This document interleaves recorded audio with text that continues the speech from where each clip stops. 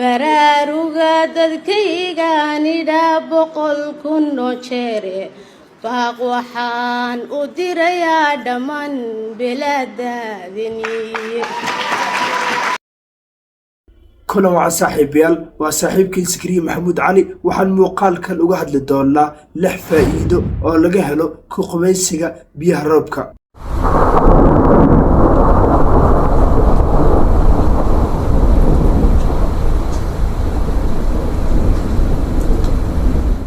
qubayska roobku ama biyaha roobku waxa uu leeyahay faa'iidooyin caafimaad oo aad u qiimo badan waxaa jira dhowr faa'iido oo laga helo ku qubaysiga roobka ama biyaha roobku waxaase ka soo qaadan doonaa 6 qodob oo ah kuwa aynu aragnay inay yihiin kuwa ugu muhiimsan inta muuqaalka la guda galin daawada aan ku xusuusiyo in muuqaalka aad la galo saarto sidoo kalena aad sii share gareyso si saaxiibo fara badan oo wanaagsan sidaadoo kale oo muuqaalka u gaaro mahadsanid mar kale kulan waa saaxiibayaal waxaynu muuqaalkan ku eegi doonaa 6 faa'iido oo laga helo ku qubaysiga biyaha roobka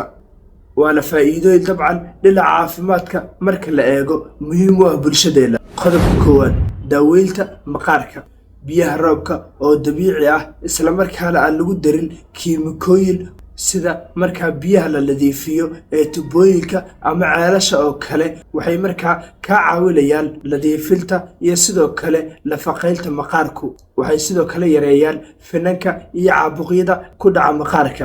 2 xoojinta difaaca jirka marka uu qof ku qubaysto biyaha roobku waxa uu la kulmaa isbedel heerkul iyo sidoo kale dareen dabiici ah oo dhiirigeliya difaaca jirka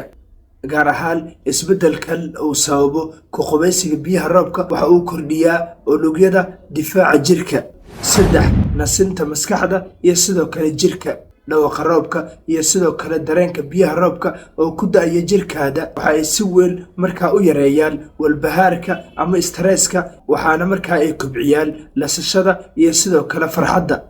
qodobka afraad kordhinta wareega dhiigga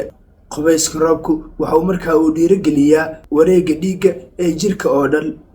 taasi oo kor u qaadaysa caafimaadka wadnaha iyo maskaxda 5 bixinta tamar dabiici ah tamarta roobku waxaa la xusaa inay tahay tamar dabiici ah oo wanaagsan qubayskiisuna waxa uu keenaa tamar iyo sidoo kale firfircooni dheeri ah qodobka 6 daaweynta daalka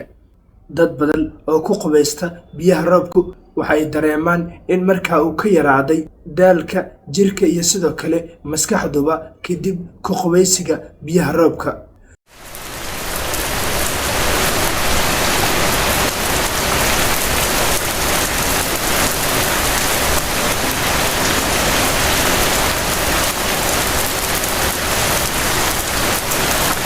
guud ahaan daawadayaal muuqaalkeennii aynu kaga hadlaynay 6 faa'iido oo ku qubaysiga biyaha roobka uu u leeyahay bini'aadamku waa inaga inta muuqaal ka lamid aynu ku kulmi doono waxaan kaga tegaynaa sidaa iyo nabadgelyo baraaruga dadkaygaanidha boqol kun oo jeere baaq waxaan u dirayaa dhammaan bilaadaadini